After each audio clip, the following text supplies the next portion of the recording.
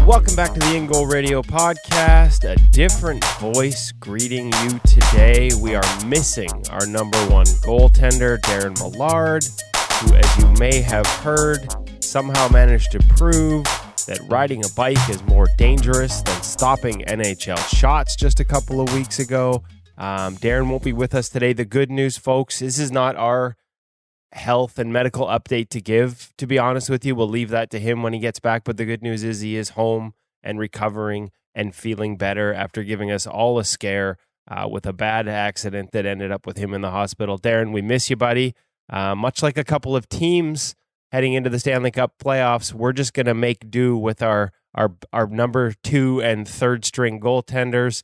I'm Kevin Woodley. David Hutchison is with me as we bring you the InGoal Radio podcast presented by our friends at the Hockey Shop, the Hockey Shop source for sports. Hutch, this is going to be a little, well, let's be honest, it's going to be a lower level with me running the show than it is with the man, the legend, Darren Millard. We miss him already. It took us 10 minutes to prepare for this, just for that little intro. Good to have you with me today. I'd be really lost if I was flying solo. I got to admit that this morning I was trying to think of excuses so that I could just bail on you, Woody, and see if the Woody solo show would go. But somebody's got to be here in Darren's absence just to keep you in check a little bit, maybe. But wow, how are we going to survive without Darren? Darren, we wish you well, buddy. We're glad to be able to get in touch with you this week and see how you're doing. And folks, you know, Kevin, not exaggerating things, Darren is the one guy who can really compare bicycle riding to NHL shots on this podcast, because as we all know, he gets in there for skates with Vegas. So not only does the InGoal Radio podcast have a bit of a depth issue in goal right now, I think the Vegas Golden Knights are going to be a little bit worried without Darren there to help them out as well. So it's going to be an interesting few weeks here for us as we head into the playoffs, Woody. We'll wait till he gets back, but no word on whether he was wearing a dangler, and that is what saved him or not. We know Darren likes to lecture us about not having danglers out on the ice. We're going to have a conversation about how much protection. Maybe we'll start wrapping him in bubble wrap before we send him out for bike rides down there in Vegas. But you're right, Hutch. Before we get to what's going on around the league today, including a number of absences beyond Darren Millard in NHL creases as we head into the playoffs, just wanted to tease our guest, Harri Säteri. I think I got that right. Not bad. Now of the Arizona Coyotes, of course, signed with the Toronto Maple Leafs, and most notably this season, Olympic gold medal winner, Harri Säteri of the Finnish Olympic team. So we managed to catch up with him. Of course, Toronto signed him, Arizona claimed him. Tough spot to land at the end of a tough season for the Arizona Coyotes, who are bleeding scoring chances and down on the depth chart in terms of regular players, but he's making the most of it, trying to show folks that he's ready to come back to the NHL after 3 dominant seasons in the KHL. So we'll catch up with him about the Olympic gold experience, coming back to North America. What's the biggest adjustment? Is it the rinks? Is it the style of play? Is it having to wear smaller equipment after getting trimmed and the old upper body from the KHL? Harri fills us in on all of those elements when we catch up with him in our feature interview presented by Sense Arena. But first, Hutch, as I mentioned, around the league, you mentioned Robin Lehner, the Vegas Golden Knights, without him to end a road trip as he went home to deal with a family issue. Perhaps more seriously, I shouldn't say more seriously, but in terms of impact heading into the playoffs, the Pittsburgh Penguins and their number one goaltender, Tristan Jarry, who's been so good this season, reportedly broken bone in the foot. We're less than 2 weeks from the playoffs. Those timelines on healing are usually 4 to 6 weeks. So an interesting situation for the Pittsburgh Penguins. And then last night, right before we set to record this, the Carolina Hurricanes and Frederik Andersen, who is in the Vezina conversation, has single-handedly guided me to a hockey pool apparent victory. Left the game looking really ginger, awkwardly have to be helped off the ice against the Colorado Avalanche. I won't even guess what that is. Could be MCL, could be hip, could be groin, could be anything. Didn't look good, looked painful, and we're just a couple weeks from the end of the season. Depth charts have been so important all year, Hutch. They could be really important heading into the playoffs. Super important. Like, I know you've talked many times about depth, and over the last few years with COVID and all the changes to schedules and so on, depth of goaltending rotations for teams ever more important. And I was just thinking the other day that we might end up having a discussion this week about whether we would see more tandems in the playoffs than ever before. There seem to be a lot of scenarios around the league where guys are sharing the load a little bit more than usual, and now that depth is being tested in a very different way, isn't it? And what a significant impact that could have on the playoffs. Who do you think is best set up to handle some of these challenges, Woody? What team has got that number 2 who looks more like a number 1B that can carry the load in the absence? Antti Ranta, and I've said this for years, even when he was in Arizona, as long as he's healthy, and when he was healthy in Arizona, had some really good underlying numbers. So there's a guy that's had a pretty good season. Again, he's missed a little bit of time here and there with injuries, but a healthy Antti Ranta, I think, he's not Freddie Anderson, but he's got a history of playing at a really, really high level. I'm curious to see what happens in the Pittsburgh crease. Casey DeSmith has had some really nice moments and some nice runs this season. But there was a time earlier in the year where they were looking to give other guys an opportunity there. Louis Domingue, speaking of broken bones in the foot, like Domingue looked like he was going to run with that opportunity. I think he stopped 40 of 41 in his first game against the San Jose Sharks this year and promptly suffered a broken bone in his foot in practice the next day and missed a bunch of time. And that's where Casey DeSmith started to, I think, turn his season around a little bit. But Louis Domingue, a guy who was almost out of the league and has made some significant changes to his game over the past year, working with Andy Chiodo, the new Pittsburgh Penguins goalie coach. I wouldn't be surprised if we hear from him. He's had at least the last time I checked closely, he looked like he was having a really nice bounce back season. So I'm not sure, either guy replaces a Tristan Jarry or a Freddie Anderson, but there may be that opportunity. And as you speak to the depth charts, what's happening in Minnesota? Back and forth. Marc-Andre Fleury and Cam Talbot, they continue to alternate. Yeah, and then another team that's missing their, I guess, number 1, but another team that I think we would have been talking about as a possible back and forth rotation tandem. What about the Boston Bruins? Linus Ullmark missed his last start. Jeremy Swayman comes in and has his best game in a couple of weeks, but there's two that have sort of alternated running hot and cold this season. If they were both to find their form at the same time, would a straight rotation make more sense than a win and you're in mentality? Or maybe our friends in Toronto as well, wondering who might be taking the crease. One of the things I just love about the playoffs is those years when we get that storyline, somebody who just maybe comes out of nowhere and rises to the top and takes their team to a few victories. That guy who just carries the load. And I think, again, we've got ourselves set up for that opportunity that something like this could happen. Well, speaking of carrying the load, I think we buried the lead when it came to injuries this week. Welcome back to the National Hockey League. Yeah, somebody who we've had the opportunity to build a pretty good relationship over the years with at the Day with Carey Price, presented by Eli Wilson. I got to see him behind the scenes, see him work with kids, get to know how much more than just a great goaltender he is. So we're not supposed to cheer, or at least I'm not supposed to cheer as media, but I was certainly cheering for the return of Carey Price this week after, I think it was 282 days between games. Just nice to see Carey Price and nice to see the reception. Nice moment with the family and the pregame skate. Nice reception from the fans at the Bell Center. Just, the hockey world is better with Carey Price in a Montreal Canadiens uniform stopping pucks. Oh, isn't it though? And the Montreal fans, they know how to do it well. Just like Montreal knows how to put on a ceremony like nobody else. That reception was fantastic. For Carey, just wonderful to see. I think just the whole reception around the goaltending community, everybody knows that as a group we're better with Carey on the ice, both as a goaltender and as you say, as a person. What he brings to the game, I think, is so important, Kevin. And wasn't it great that he had a really strong performance, gave his team a chance? Obviously not the storybook ending that we were hoping for, but he gave his team a chance, and that's all you can do. So welcome back, Carey. What about we're talking about injuries and we're talking about, some teams not sure what to do, Kevin. What about that Vezina Trophy race? Because now, what are we, like 10, 12 days from the end of the regular season? Some of these stories are becoming a little bit more interesting. I think people thought it was a slam dunk. I know you certainly had a favorite, not just for the Vezina, but for the Hart Trophy. And maybe the waters are getting a little bit muddied now. Yeah, I think Igor Shesterkin was a slam dunk for the longest time. It looked like he was going to lap the field, but he's kind of stubbed his toe down the stretch here. I say that coming off a shutout But up until that point, there had been a little variation in his game that we were not used to seeing. And it's allowed some guys to sort of catch up to him.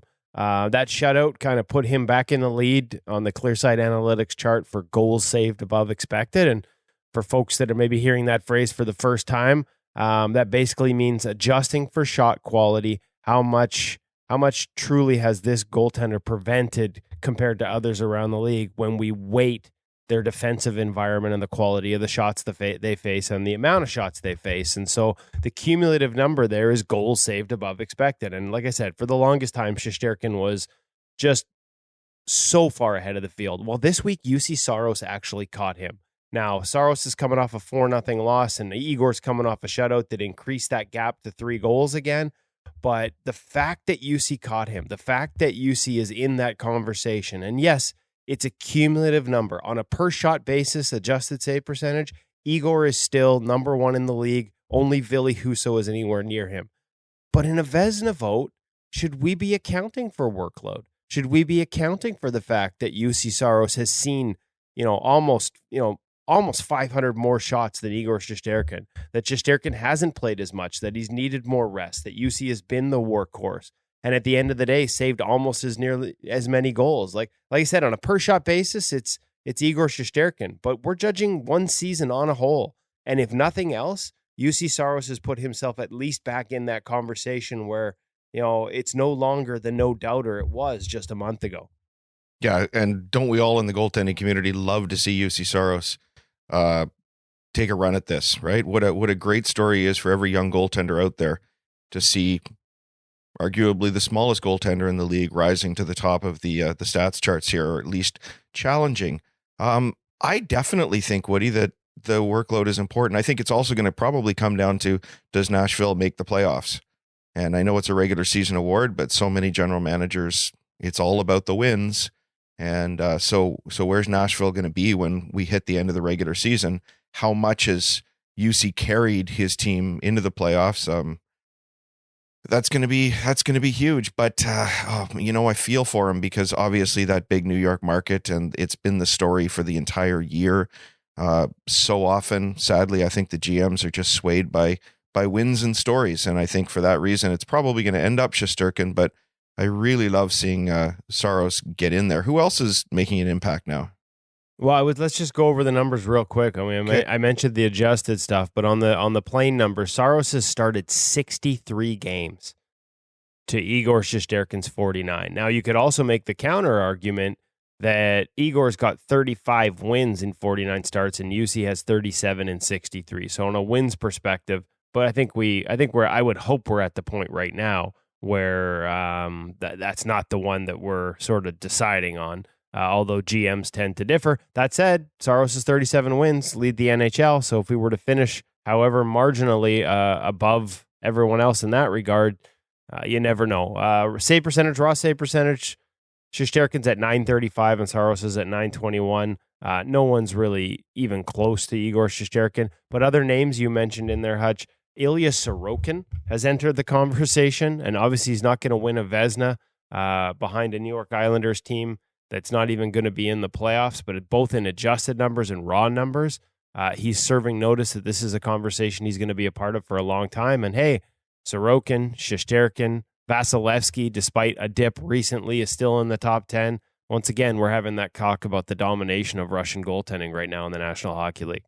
Yeah, not a fad, is it? Like we talk about sometimes about, is it just the flavor of the month? But in this case, it certainly isn't, because it's getting backed up by results. And I do want to thank Ilya Sorokin for making that late season push. I think I looked a little bit silly when we did our preseason Vezina picks, and he got off to a pretty slow start. Darren Millard looked pretty darn good with Bob as his pick for the year, and Bob went off to a fantastic start to the season. So Ilya's saving my bacon here a little bit. What about your hockey pool guy, though, Freddie Anderson? Now, he's been in the conversation for a whole bunch of the year. If he is missing the rest of the regular season, is that going to take him out of the top 3? Honestly, I think it's all about the top 2 right now, Shesterkin and maybe Saros. And then beyond that, I think it's guys like Freddie Anderson, Darcy Kemper, who had a slow start in adjusting to things in Colorado, but has been excellent for the second half and played himself into that conversation. Vasilevsky always seems to be in the mix. Jacob Markstrom, a couple speed wobbles here down the stretch, but he's still in that conversation.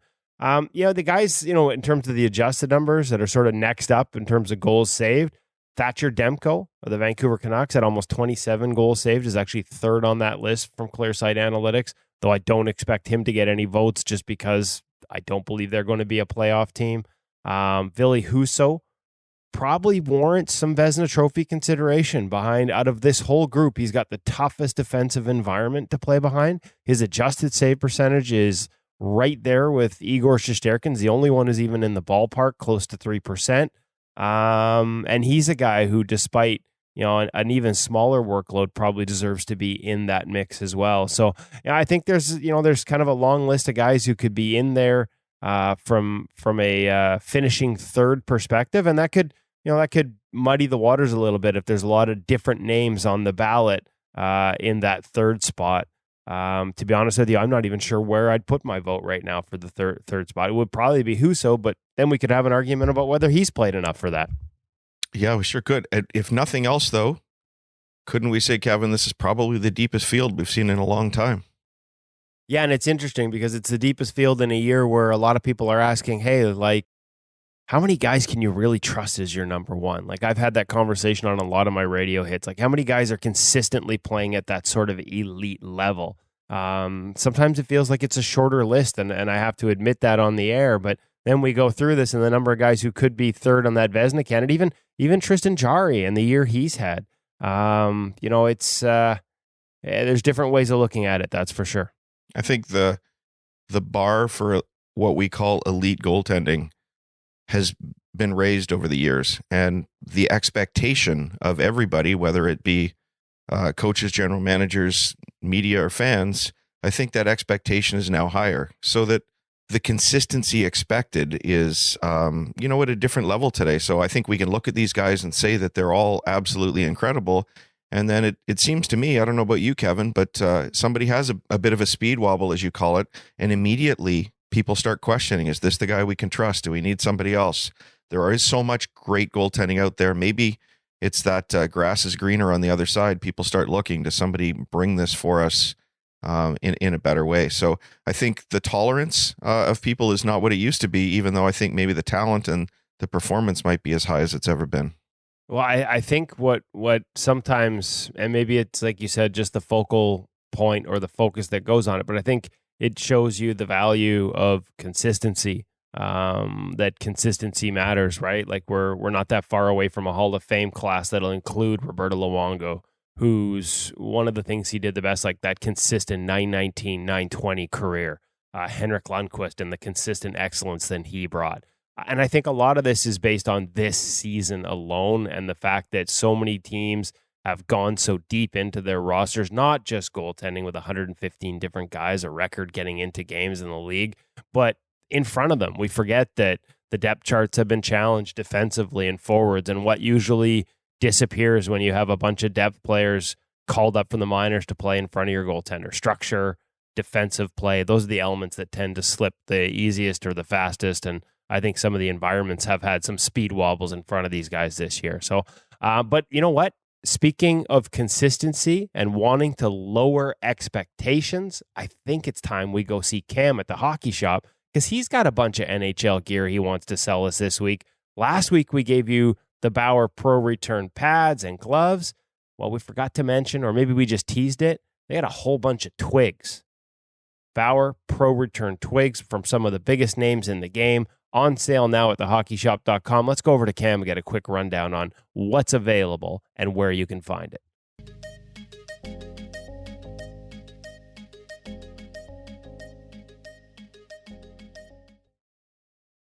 Welcome back to the Hockey Shop Source for Sports. Last week, relax there, Cam. Last week, we brought you Bauer Pro Return gear, gloves from Andrei Vasilevsky, which I was just pro returning myself into an NHL dream that I had.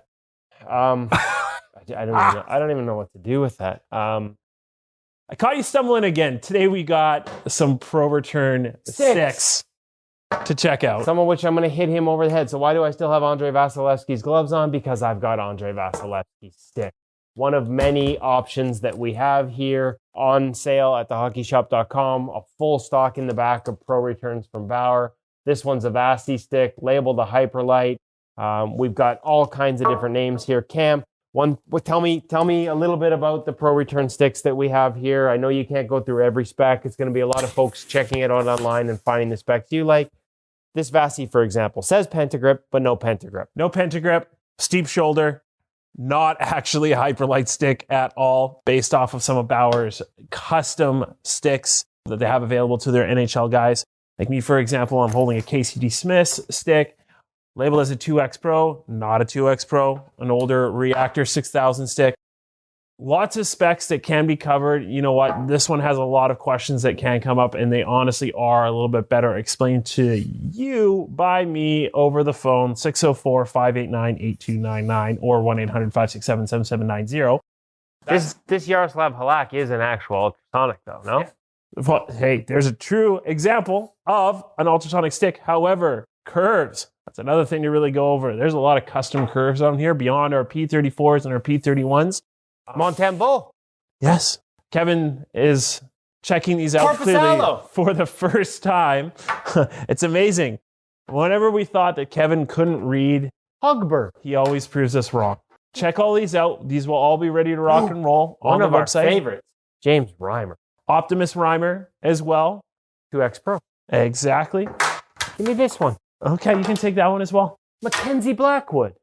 What I'm trying to say here, folks, I'm not doing a very good job of, there are tons of options in stock at the Hockey Shop and thehockeyshop.com. On sale now. Cam, one golden rule we try and remind people about Pro Returns. These are non-warranty sticks. Any other questions, just give him a call. Check them out at thehockeyshop.com to get all the details on how you can get your hands on Andrei Vasilevsky stick and so many others. Like I said, brief overview again. Give us a call. We can talk about it. Quite a few different curves to check out, different paddle heights, different shoulder shapes. Give us a call. We can chat about it.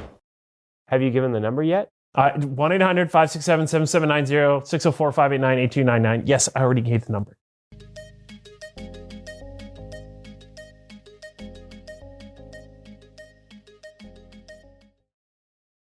A reminder, folks, that you can find that gear segment in living color, motion picture color at YouTube, IGTV, on our Instagram. We'll link to it from our Twitter, all our social media, as well as on the post at ingoalmag.com where you find the podcast each week. We always embed the video for the gear segment. Quite often, Cam and I are talking and we forget that not everyone can see it. So if you're looking for the one with pictures, like me when I was a little kid, I wanted stuff with pictures, books with pictures. I believe they call them comics. We have that on our YouTube channel, showing some of those sticks, some of those curves, some of those different lies, and some of those different models that Cam has got on sale now. And as usual, if you've got any questions about them, because I expect them to sell out fast, the CCM batch certainly did, make sure you contact them at thehockeyshop.com. The email, phone numbers are all on there. Cam will take care of you. And I believe they still have some of that Pro Return gear left. Dubnyk, Ullmark, Vasilevsky, all just went on sale this week. So make sure you check it out for your opportunity to get pro level gear at retail level prices. Speaking of books with pictures, Kevin, when you were younger, didn't you love the very best ones were the ones with the pop-up pictures? You know, you open the pages and you get that big 3-dimensional thing that pops up in front of you.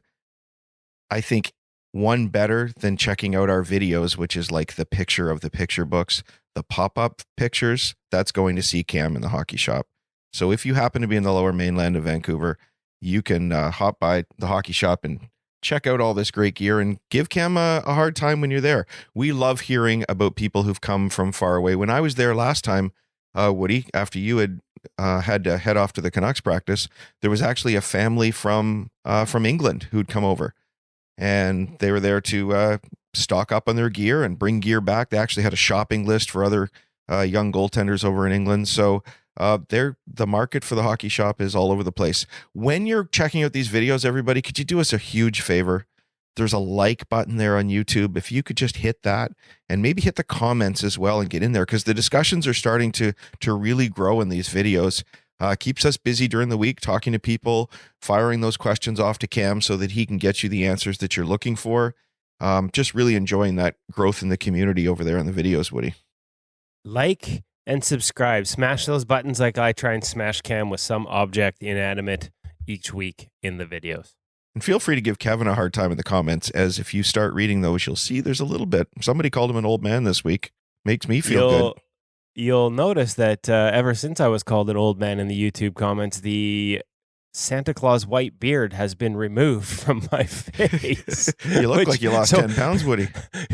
So, folks, you have the ability to affect real change in the world with your comments on the YouTube channel. Someone called me old. I shaved the white beard. That was my response. Hey, and we've shot videos because of those comments too. So quite seriously, if there's something you want more of, let us know in there and we'll work at it. All right. Well, back to as we set up our guest, I had one piece of news that we forgot to work into the opening segment. Congratulations to Brian Elliott, past guest of the InGoal Radio podcast, on signing an extension with the Tampa Bay Lightning. We've talked to Curtis McElhenney about how hard that gig is behind Andrei Vasilevsky. You only get to play every couple of weeks. That's a team that, yes, they've got 2 Stanley Cup championships, but they lean pretty heavy on goaltending. When they make mistakes, they tend to be grade A's after dominating at the other end. It is not an easy position when you don't see shots and then they're tough ones. And it's doubly so if you're Brian Elliott and you got to wait 2 weeks in between each opportunity. But he's done it well. His adjusted numbers are all above water. And then nice to see the Tampa Bay Lightning reward him with another year on the deal. Yeah, and we've talked about that a lot, Woody, about the difficulty of coming in as a backup, having sat on the bench for 2-3 weeks or more sometimes. But let's not just think about the technical side of that. What a human being it takes to fill that role well on a team like that. Every young kid out there who's been on a team in a tandem when maybe you're not the guy that all your teammates are looking at as being the number one dog in the net, that's a really difficult place to be. It's difficult to take that net when you know the guy who might normally be there is the best goaltender on the planet. So to have the confidence to be able to secure the confidence of your team and fill that role, I think is as much a mindset issue as it is a technical issue. We should probably get our good friend Pete Fry, who writes so many great mindset articles, to talk about having that mindset of a backup and how can you support your team the best? Well, of course, wanting to get as many starts as you possibly can. Really challenging role. Yeah, not easy. And we heard John Cooper, the coach of the Tampa Bay Lightning, talk this week after the contract about all the things that Brian Elliott does to stay prepared and how much he wishes the young players would really pay attention to the work that goes into it in those long gaps between starts to make sure you're ready mentally, to make sure you're ready physically, to make sure you're a good teammate every day and practice out there, quite often as a target. And so good for Brian. Nice for John Cooper to really recognize the importance of the role and how well Brian does it. Speaking of time off between starts, not everyone gets to go on the ice. Especially if you're not playing as much as you'd like to. We're heading into the summer months. Maybe you got a gap. Maybe you're signed up for spring league or a summer league as a beer leaguer, but you got a month or month and a half gap. Well, what better way? We don't have NHL ice. We don't have daily practices. We can't get out there all the time. So what better way to stay sharp than to fire up the old Sense Arena? What's new over at Sense Arena, Hutch? They've done such a good job of keeping us game sharp even when we don't have a lot of games to play. I do think we should look into a bicycle program on the VR for Darren. Might be a little safer to ride with a headset on in his house than outside in the wild. But from a hockey perspective, how can Sense Arena keep us sharp when we're not playing? I think this is one of the best times of year to be getting into Sense Arena. We think it's an incredible tool during the season for preparing to go on the ice, but in the off season, doesn't it give you that opportunity to see shots, to learn to read shots, to work on your cognitive skills, to work on learning to read power plays and all sorts of different movement skills, hand skills? They're all there, and you can do them all summer long when maybe you don't have the same access to the ice that you normally would. I think for so many young goaltenders, older goaltenders as well, the next 4 months here are going to define what your season will be like. And whether you already know where you're playing next season or you're heading into tryouts, Sense Arena is going to give you that opportunity to get an edge on the competition so that you can get off to the best start you've ever gotten off to when you hit the ice in August or September with your team for next season. So Säteri, one of the things that's awesome about it, Woody, is that they have new releases coming out all the time, whether it's minor tweaks or major packages about 4 times a year. And one of the ones that came up most recently actually was adding those warm-ups, interestingly, so that you can have a very set warm-up that takes you through maybe about 12 minutes of skills so that you can get ready to go on the ice. Much better than just tossing balls against a wall or juggling, whatever. And then they've also improved by giving a new way of actually targeting the shots, so that instead of just random shots, you can work on a skill with repeated shots to the same place, again, in a way that players simply can't do on the ice.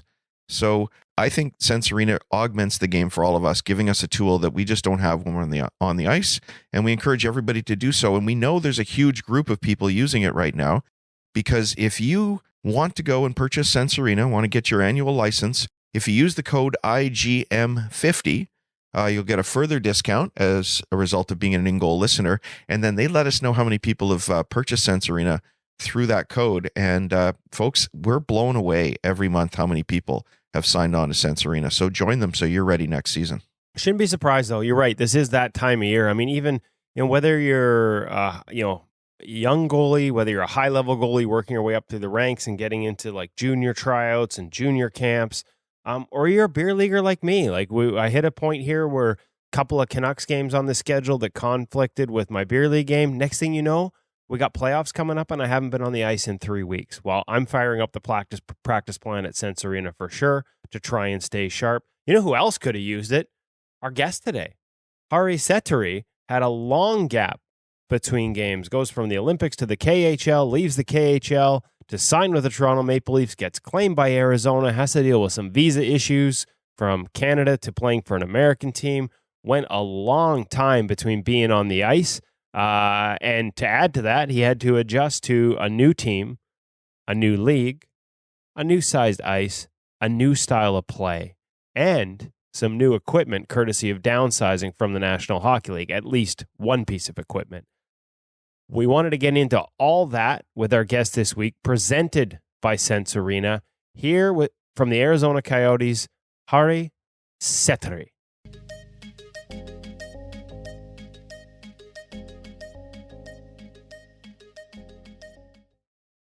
Really excited to welcome to the InGoal Radio podcast for the first time, Harri Säteri. Did I get that right? You just told me, and I already worried I screwed it up. It's good. It's good. All right. Okay. Close enough. For now, for the rest of the show, I'm just calling you Harri, so I don't have to worry about messing that up. Thanks for joining us. I know I'm kind of catching you in the midst towards the end of a whirlwind season. So much has gone on. I almost wasn't even sure where to start with this. I want to talk about the Olympics, and congratulations on a gold medal for Finland. But for starters, let's go with out of the gate, like the current situation. What's this been like? Coming back from the KHL, you sign in Toronto, you end up in Arizona. A familiar face there, I think, in Corey Schwab from your time with the Sharks system. What's this transition been like? Because it feels like that's a lot going on for you right now. Yeah, it's been right the whole season. What has happened, but now I'm here and just trying to focus on things here. And to be honest with you, I enjoy every moment of it. What's been the biggest adjustment, and does it help, having a past relationship with Corey? I know it's been a number of years, but I think I'm right that you would have had a chance to work with him and get to know him a little bit in the Sharks system. Of course, they first drafted you about over a decade ago, but did it make it easier sort of having somebody you knew a little bit? Yeah, of course. It was easier to me that I know Corey, and he has helped me a lot to adapt to the North American hockey and to the team also. He's been a huge help for me. What's the biggest adjustment, Harri? Because we hear a lot, and we've talked to other goalies that have come back from Europe. Obviously in Russia in particular, it's a style of game. There's a lot of east-west passing, a lot of pass, maybe pass one more time, dust it off, pass again, and shoot. Like a game that requires a lot of patience. What's the biggest adjustment for you coming back to North America and the NHL, especially on such short notice, such a quick turnaround? Yeah, I think it's the pace of the game, and everything happens so much faster here than in Europe, and more traffic too. But I think the pace of the game is the biggest change for me. After the time away, the game has also become, I'm not sure if you've noticed this as well, but a lot of that pace is directed east-west, right? Like this has become very much a lateral game in terms of offense. Are there some benefits to having played in the KHL and all the patience that seems to be required there? Like it feels to me from the outside like that's a game that requires you to beat a lot of plays on your skates, to move really well, and to be patient. Yeah, I think I've gained some patience over the years. Either it's European hockey or the age, but yeah, that definitely helps me here. Are there things you can do to get adjusted to the pace? Like, are there certain drills, or is it just a matter of sort of seeing it over and over again in practice, or do you even just you need to see it in games too? Yeah, I think it's just to get reps in, and to focus on that you're kind of focusing all the time when the puck is in zone. You know, there's no time to relax, and you have to really focus on that when you come from Europe back here. Yeah, I think you just gotta get the games and practices in. Is it, you talked about the pace. It's obviously a little more direct, a lot more traffic, as you mentioned as well. That sort of that time that you mentioned in terms of when plays in zone, on the bigger ice, is it like, can you actually sort of relax out there when the play's in the corner versus the NHL where it feels like it's on top of you right away? Yeah, I think that's a wrong word, but I think you get the idea that in a bigger rink, like you have more time to look what's happening in the zone and kind of relax, but not really. What are there drills that you like? Are there things that you and Corey, I mean, you're speaking to an audience where everyone's a goalie that's listening to this right now. Is there anything that, any types of drills or specifics you guys have been working on to sort of help get that pace, help get you comfortable with that direct attack? Is there anything that you find helps more than others in terms of the work you guys have been putting in? Nothing special, just to get used to the rink size and get familiar with the posts. Being on reverse situation a lot. I think there's a lot more reverse situations here than I used in Europe. So all kind of drills where I have to go the reverse and do all kind of stuff from there. Oh, it's interesting. I was one of the drills that I watched you guys in warm-ups yesterday, pre-game skate before the Vancouver game in the morning, and I noticed there was a lot of work sort of in and out of the posts, and I was curious how much more you needed to reverse over here. Is that just the nature, do you think, of like guys will shoot from anywhere here? Is it because of the, sort of the directness of the attacks and the facts that they'll funnel pucks through traffic? Why do you think the reverse is so much more important over here maybe than in Europe, at least for you so far? I think it's because the situation comes so much faster here. So you don't always have time to go down if you're up on your feet. So if you use reverse more, then you're kind of ready there and you don't get surprised. Yeah, that makes perfect sense, and it's interesting to hear you say that, because how it is over here, or well, anywhere, I guess. Probably you see a goal go in if somebody's in reverse, and all of a sudden the commentators and on the internet, it's all about, hey, just stand up. But there's a reason we can't just stand up, right? It sounds like in Europe maybe there is a little more time to be patient on your skates before settling into reverse compared to over here. Yeah, for sure. Especially for me, I feel like I move better when I'm on my feet. So I try to stay on my feet as much as possible. And it's easier in Europe than here, for sure. Where did the Olympics fit into that from a style perspective? I mean, you, in the midst of your KHL season, you go over to the Olympics. What was that like in terms of adjustment? I'm guessing, not as big an adjustment, or were there some things you had to make, change in your game and get used to in very short order with new teammates in that Olympic style tournament?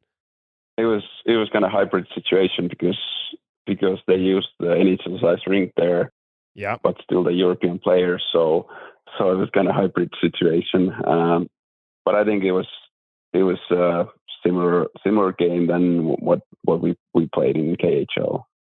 What's the harder adjustment? Is it like adjusting to a smaller rink on short notice? Was that fairly easy compared to, say, adjusting to the NHL now, where the style of play is different and the rink smaller? Like, which of those two is harder? The rink size and maybe some of the angles, or the style of play? Is that a bigger adjustment? I think the style of play, that's the bigger change. And did you get a chance did you have much of a, I mean, quote unquote, training camp environment with your Finnish teammates heading into the Olympics? Like, how, we talk about goalies switching teams. You're going through that right now in the NHL, and, learning tendencies, learning systems. How much time did you have to sort of adjust to how you guys were playing things, with Team Finland in the Olympics, and what to you was the key to making that adjustment as quickly as you did, because you had an exceptional tournament? I think we had like 2-3 weeks camp before the tournament, and it was kind of easy because I've been with the Team Finland a lot, and I know all the guys, and guys know each other, so we kind of knew each other before the tournament and how everybody plays. So kind of easy to adjust to the team. What is the biggest adjustment as a goalie? You're going through it right now in Arizona. It's a massive adjustment because it's a new league and there's new players and new systems. But is it, as a goalie, is it the system, or is it getting to know the tendencies of the players in front of you? Whether a defenseman, what side of a screen they're going to be on, whether they're going to take pass or shot on a 2-on-1. What takes longer to get used to? I don't know, man. I think everything. Just the style of the play. Yeah, everything. Yeah, no worries. And so where does that moment rank? I mean, you've had a long pro career already. Obviously, working your way, you're back in the NHL right now. But where does a moment like you've got a silver medal at the World Championships as well, but to be in an Olympic Games, for starters, just to be there, and then to win a gold medal, where does that rank for you on the career spectrum? I think it goes in the very top there. Yeah. It's a rare thing, Olympic gold. It was a huge thing for me, even to play for the Olympics, but we won that, and it was hockey history for Finland too, so it's first one, really yeah. How much did you guys get a chance to celebrate it? Was there a chance to go back home and have that moment appreciated back in Finland, or were you right back into your season? Yeah, we had a little celebration in Finland for one day, and then the other day I already had to take a plane to Russia. And then from there, you make the decision to leave the KHL and come back to the NHL. Have you had an opportunity to really let that Olympic gold medal soak in? Like you said, how big that moment is, but have you had a chance to appreciate it fully? Because it really has been a whirlwind since then. Yeah, to be honest with you, I haven't quite realized it even now that what we won there, and I think it's going to come after the season when there's time to relax and remember all the things that happened there, and it takes some time. And now, where is is the medal in a safe spot? Is that something, like, do you lock it away in a safe back home in Finland? Is it with family? Do you bring it with you? How do you take care of an Olympic gold medal? Yeah, it's in Finland at my home, very safe place. Coming back over here, one of the other adjustments I wondered about, I was curious because I saw the new pads. I wasn't sure if that was the first time you had them on. They look pretty fresh, the new pads and the new blocker from Bauer at the rink the other day here in Vancouver. We've seen, and I've talked to guys that played over in the KHL, and some of the restrictions or limits on pants and chest protectors are quite different there compared to over here. I was wondering how much of an adjustment did you have to make on equipment, like on top of all the other things, like smaller rink, new team, totally different style of play, not playing for a long time, like so much going on. And oh, hey, by the way, you got to change your gear too. What was that like? Yeah, it's always not easy to get a different gear, but I've been using almost the same style of gear over 10 years now, so it's not a big thing for me. I think the most what I have problems with is the chest and arm. It's so much smaller and tighter than in Europe. I've heard we had I can't remember who we had on recently who was over there, and he said they were over there with chest and arms. There are some guys that are sticking like yoga blocks in their chest and arms to make them look bigger. Like, not a lot of rules when it comes to the size of a chest protector over there compared to here. They're pretty small here these days. Yeah, it's a big difference. Now, that's a tough adjustment. What about your pads? Did they have to actually, I was curious seeing you play in the same pads you wore overseas. Like, did they have to actually go through the NHL office and then meet up with you? Like, what is that process like when you come over from Europe at this point in the season? Yeah, I got my gear checked by NHL when I came here, and obviously all the new gears goes through the NHL office and then comes to me after. And at least you didn't have to change your pads right away, but still, I'm guessing the pants were probably a little more streamlined too. We've had a lot of rule changes over here. That can't be an easy adjustment. What's the goal coming back? You've been in the NHL before with Florida, started with the Sharks, both times went for a stint over in Europe in the KHL, and now coming. Is the goal to get another opportunity here next season? I'm guessing there would have been a lot of teams interested after the Olympic gold medal, kind of probably reminded some teams of how good you are and can be. What does the future look like for you? What are I guess it'll depend what options are, but is that the plan to try and stick again? Well, I'm open to everything. Like, I don't have a specific goal for next season. Let's see what happens. I'm open to everything. I'm open to NHL and Europe. I don't really know yet what I'm going to do next year. How is your game? Like, maybe some specifics. I remember talking to Leo Luongo when you were in the Florida system, and he was really excited about where your game was at and felt you were ready for the NHL. You sign in Detroit the next season and don't really get an opportunity before going back. How has your game changed over the last 5 or 6 years?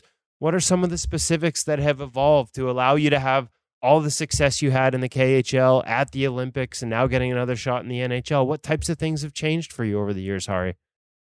I think the style is still the same what it was 10 years ago, but I think I'm more calm. I'm more patient now, so I'm grown up now. Does that just come with experience? Like, that's one thing we always hear, and we've talked a lot about the importance of patience in today's NHL with all the East-West movement and as good as the shooters are. And it's a question that I like to ask guys when they say I'm more patient. Like, is there a way, like if a kid were to ask you, how do I become more patient as a goalie? What advice would you give them? For me, it came with the age, for sure. I got it just through the experience. I think there's no magic trick to all of a sudden get all the patience and calmness. I think you have to like experience and focus on that and stick with the process. Is it more about, like you say, that experience about being able to read the game and anticipate what's going to happen and just getting comfortable with trusting your patience? Exactly. The trust and the confidence, it's a huge thing. So I want to go back a little bit here and ask you where it started. I'm kind of curious, and I want to ask you a little bit about goalie coaching and history. And obviously, we've heard a lot about Finland and the program there. But first off, where'd the passion start for you? What made you want to become a goaltender? I was a very young boy. I used to watch it on TV. They always showed it on the weekends, the NHL highlights, and obviously the Finnish league too. So yeah, just through the TV, watching games, and got interested, and here we go. Was it always goaltending, or did you play some out and play some forward or D, or was it just something about the position that drew you to it right away? It was actually a goalie right away. I wanted to be goalie since the day one.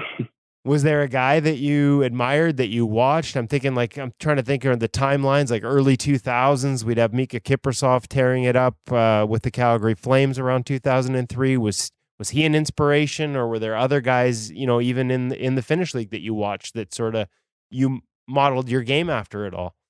For sure, Kiprusov. What else would I think? Pasi Nurminen, for sure. Yeah. Later on, Kari Lehtonen. I think those were the guys who I was watching the most. Some pretty good names there. What about from the goalie coaching perspective? Once you started playing, like I said, we've heard a lot about the program. I think, you look at the Swedes have modeled their program to a large extent. A lot of countries have basically used what Finland was doing, way ahead of everyone else to sort of try and build out their national teaching programs. What was your experience like? When did you have your first goalie coach? Is it something that was a part of, your experience in the position all the way through?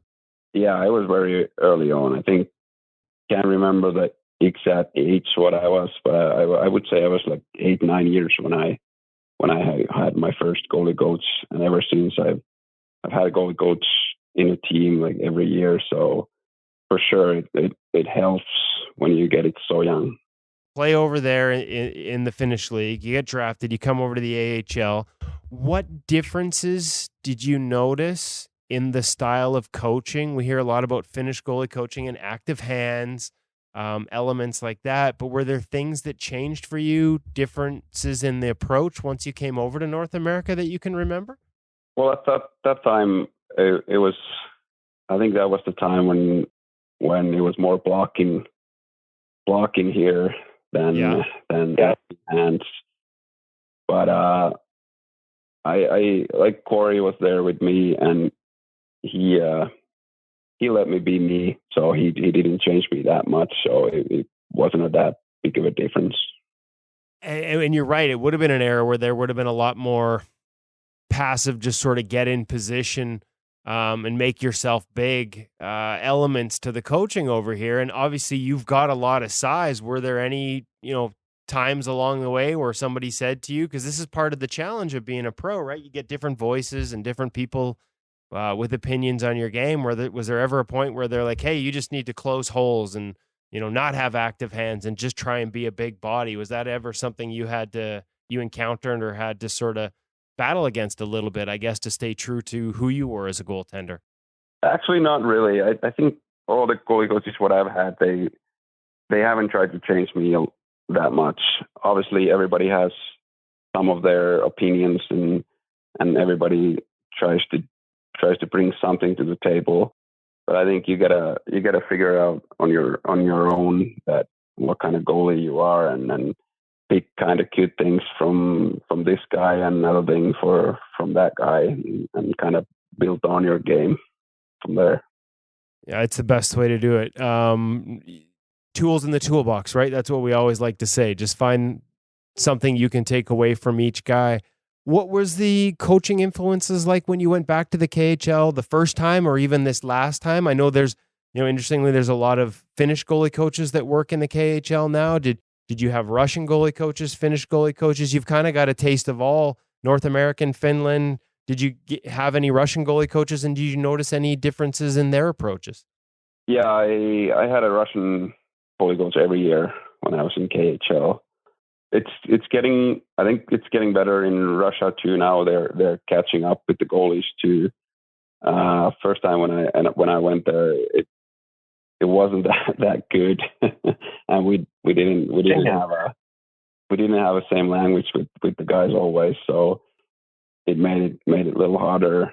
But actually, last year I worked with what's the Columbus goalie, Russian goalie Tarasov. His father was with me in Sibir, and I really liked him. He was a hard-working guy, and had a lot of fun with working with him. Yeah, no, I know Daniel Tarasov. I have heard that his dad's a goalie coach over there. That's great. What kind of things did you see over there in the goalie coach? Like you said, it's gotten a lot more modernized. Is what we hear. And we keep seeing Russian goaltenders come over and have incredible success in the National Hockey League as well. Was there anything you noticed about just the way they did things, or any theories you might have on why they're doing so well in the goaltending world these days based on what you saw? I can't pick any difference. I feel like nowadays it's getting pretty similar all over the world, and the coaches are so professional nowadays that everybody is kind of trying to do the same thing. Do you think there's any danger? Not danger is the wrong word, but is there still room for unique elements within that? I mean, as much as you're right, it is becoming very similar. Or we still see that there's not necessarily just one way to play this position. I think it's what I love the most about it, right? There's so many different variations in style and subtle things that different guys do differently. Yeah, I think still, like, there's so many styles, and there are goalies. Everybody is individual and everybody's different. So yeah, like you said, it makes it exciting and fun. Well, I should have started with this, Harri, but if someone were to ask you to describe your style, your strengths, where your game is at now, and what your foundation is, what would be some of the key elements that you tell them that when I'm playing well, this is what I'm doing, this is where my focus is, and this is what I'm doing well? I think it's just the reading the game well and moving well and being patient, like we've talked about it. Yeah. And when you do those things good, then your confidence builds up, and that's the key to everything, I think, is the confidence.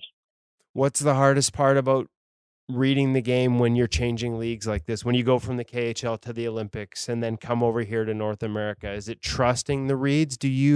Have you used video with Schwabi to sort of get comfortable with the reads over here, or is it just a matter of getting in there and getting that real-time experience? I think for me it's the getting the real experience. That's how I learn the best, just to get games in and kind of experience yourself what's happening out there. Good stuff. Well, Harri, I don't want to keep you any longer. I really appreciate your time today. I'm hoping we get to see you some more and get more of that real live ammo experience here in the NHL towards the end of the season. I know it's been a whirlwind for you, but best of luck the rest of the year, and hopefully we run into you in the near future again. And get to catch up again on the InGoal Radio podcast. I really appreciate your time today, and congratulations above all on the Olympic gold medal. What a great accomplishment. Thank you. Thanks for having me.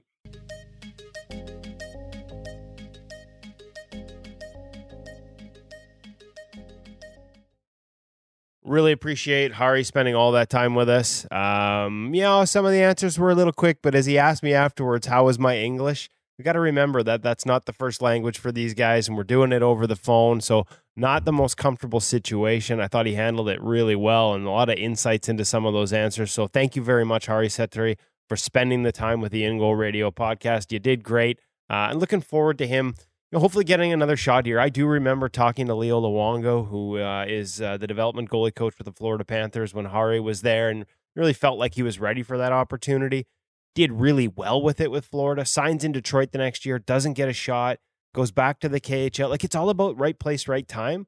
And, obviously with the waiver claim, it would be hard to argue that he ended up in the right place from a goalie perspective. That's a tough team to play behind. I'm not putting him on the spot there. This is me talking about it. But, I mean, Arizona, they hung tough for a lot of this year. I mean, they were never a great team, but they had a chance on a lot of nights.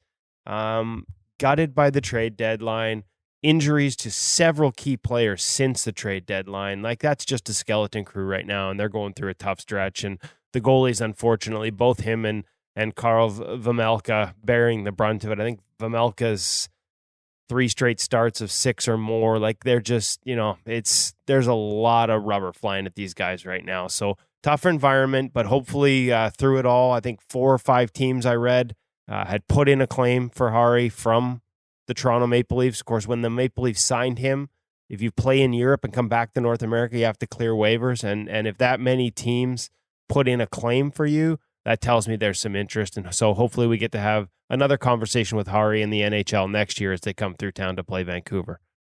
For sure. I don't think we can emphasize enough how courageous that was of him to come on the podcast and not just answer a few questions from the reporters in the dressing room, but actually a long 40-minute sit down with Kevin Woodley and try and explain yourself in a language that you're not used to working in. That was brilliant. Really, really enjoyed him taking that time with us. I probably don't want to get into it at this point, but that rule where he's got to go through waivers is kind of crazy, isn't it? I mean anybody could have signed him. Yeah, it's designed to sort of prevent teams from loading up with players from Europe at the deadline. Rich get richer, teams that have more money that can offer things that other teams can't. I mean, it's been around forever. It's also designed to prevent guys from just going home and playing all season and making miraculous appearance on playoff rosters for the NHL at the end of the year. So I agree with you in this. It's a tough look. It certainly doesn't seem like it's fair to him. The Toronto Maple Leafs, I know, made some noise about why it's always their guys getting claimed, and perhaps hinting at a bit of I don't know, conspiracy theory isn't the right word, but certainly teams like to, there's a team with a lot of resources that can sign a lot of these guys and add to their depth chart. And so opportunities to take away from them, other teams seem to jump on it. I agree with you, but the rule is there for a reason. I remember, feels like almost a lifetime ago, early in my career, 20 years ago, covering the NHL, it also served as a deterrent for guys that were like, well, if you don't sign me, if I don't get a contract here, I'm going to go overseas. Knowing that once they made that decision, especially at various periods where there was more money available overseas, knowing that once they made that decision, they couldn't just come back. Once they'd played in a game over there, it would require waivers and teams would be hesitant. So I think it's partially a deadline thing as well in that regard for NHL players in terms of their options to leave the NHL and have an alternative from a contract standpoint. So, yeah, I've always sort of thought of waivers as protecting the players, and I've thought of it in that context so that teams can't, stockpile as many players as they want in the American League, for example. So that guy who's been a trooper and been around for years gets that opportunity to play in the league if somebody wants to send him down. So maybe I'm just a softy thinking of the players, but would have liked to see him. I think you're right. That's what waivers was intended for. This is just one of those ones that doesn't accomplish that. It's a good point. And at least as we said in the interview, and as Harri said, like the silver lining, as tough as it might be to see with some of the games that the Coyotes have played recently, the silver lining is at least he comes back to a goalie coach that he knows well. Corey Schwab had him 100%. When he was first over with the San Jose Sharks, so that's good for him. And like I said, there's clearly talent there. You don't win a gold medal at the Olympics without it. He's had a great career in the KHL when he was over there, posted some ridiculous numbers. And I think that, based on the number of waiver claims and what we've seen, teams needing quality depth, I think there'll be opportunities for Harri to stay over here next summer. So all the best to him, and thanks to him for joining us on the InGoal Radio podcast. For David Hutchison and the missing Darren Millard, get well soon, buddy, because this job is way too tough for me. People complain already about how much they have to hear my voice on this podcast. There will be a ton of those complaints this week, so get well soon, Darren. That's it for the InGoal Radio podcast this week. Make sure you tune back next week. Hopefully we've got something set up with Devin Levi, your reigning NCAA Mike Richter Award winner of Goaltender of the Year. Hoping to have a conversation with him early this week. And we'll bring that to you next week on the InGoal Radio podcast, presented by The Hockey Shop and thehockeyshop.com.